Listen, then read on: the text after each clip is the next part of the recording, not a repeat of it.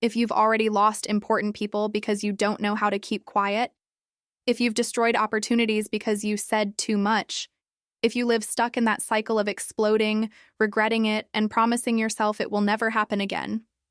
But it always does. I'm going to tell you something no one ever had the courage to say to you, and you might not like it, but you need to hear it. Let me name what you feel every single day. Guilt. The kind of guilt that shows up after the bomb has already gone off, after the words are already out, after the damage is already done. Confusion, because you genuinely believe you're being honest. So why does everything you say seem to create conflict? Deep frustration, because you're tired of hearing that you're too intense, too blunt, too much, as if being real were a flaw. And loneliness. That loneliness that comes when you realize people are pulling away.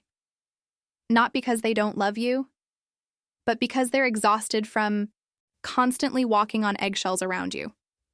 If you're feeling this right now, pause. Take a breath. Because what I'm about to say may hurt, but it can also set you free. You are not too honest. You are emotionally dysregulated. And there is a brutal difference between those two things. Authenticity is not impulsivity. But almost no one ever explained that to you. So you spent your whole life believing that reacting without thinking was being yourself. That exploding meant not being fake. That dumping everything you feel onto others was transparency. It's not. It's a lack of emotional self-regulation disguised as virtue. And before you get offended and click out of this video, breathe again. I'm not judging you.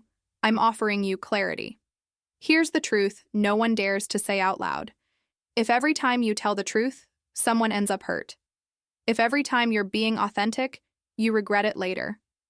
If every time you express yourself, you lose something or someone important, that's not authenticity.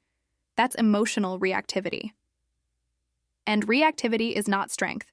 It's an unhealed wound controlling your mouth. When you react on impulse, you're not being guided by truth. You're being hijacked by the emotion of the moment. And emotions matter, yes, but emotions are not a reliable compass. They are warning signals, not commands to blindly follow. Psychology explains this very clearly. When emotional regulation isn't developed, the limbic system in your brain, the primitive emotional part, takes over.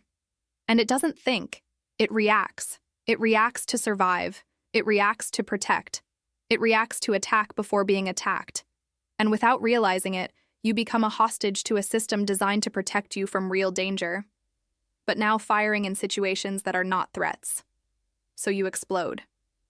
You explode with people you love. You explode at work. You explode in situations that don't deserve an explosion. And then what comes next? Guilt, regret, promises that next time will be different. But it happens again, and again, and again. Do you know why? Because you're trying to fix a skill problem with willpower, and that never works. It's like trying to run a marathon without training and thinking you just need to want it badly enough. You don't. You need to develop the skill. And the skill you need is called emotional discernment.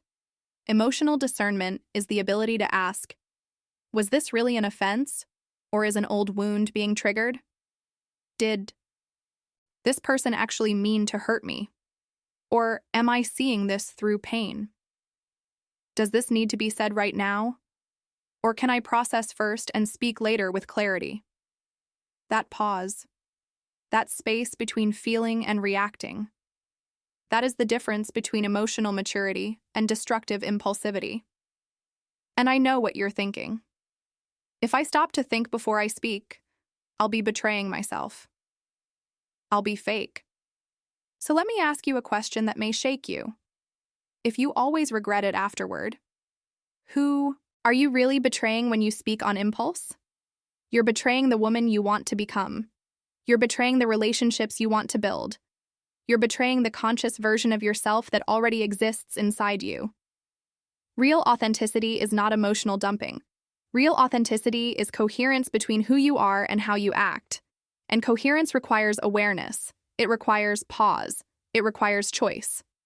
Think about this. When you're extremely hungry, you'll eat anything in front of you, fast food, junk, whatever. But when you pause, breathe, and choose consciously, you eat what actually nourishes you. Emotions work the same way. In impulse, you dump whatever comes out and regret it later. In awareness, you choose what truly needs to be said, and you don't regret it. Now let me give you the solution. Because provocation without direction is just pretty venting. Step 1. Create the sacred pause. The next time you feel that urge of, I need to say this now, pause. Physically. Take a deep breath. 3 times. Slowly. This is not fluff. This is neuroscience. Deep breathing activates the parasympathetic nervous system and pulls you out of fight or flight mode. In those 10 to 30 seconds lives the difference between reacting and responding. Step 2. Identify the origin of the emotion. Ask yourself, with brutal honesty, is what I'm feeling about now, or is something old being activated? Often, today's anger is tied to past humiliation. Today's hurt is tied to old abandonment. When you identify the original wound, it loses power over the present. Step 3. Decide consciously. Now that you're calmer and aware, decide, does this really need to be said? And if it does, what's the most conscious way to say it? Sometimes the answer is, it doesn't need to be said. It just needs to be processed. And when it does need to be said, you speak from awareness, not from the wound. On impulse, the wound says, you never care about me. You never give me attention. Awareness says, when you take a long time to respond, I feel insecure. I know this has more to do with me than with you, but I'd like to align expectations. Do you see the difference? One accuses, the other takes responsibility. Step 4. Evaluate the results. After applying this, observe, do I regret my words less? Are my relationships improving?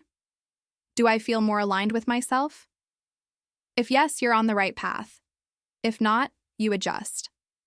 Because transformation is a process, not a single event. Now, the final provocation. If every time you tell the truth, someone gets hurt, is it really truth? Or is it just your pain looking for a target? Real authenticity doesn't leave destruction behind. It builds bridges, not craters. It strengthens bonds, not fear. It creates respect, not distance.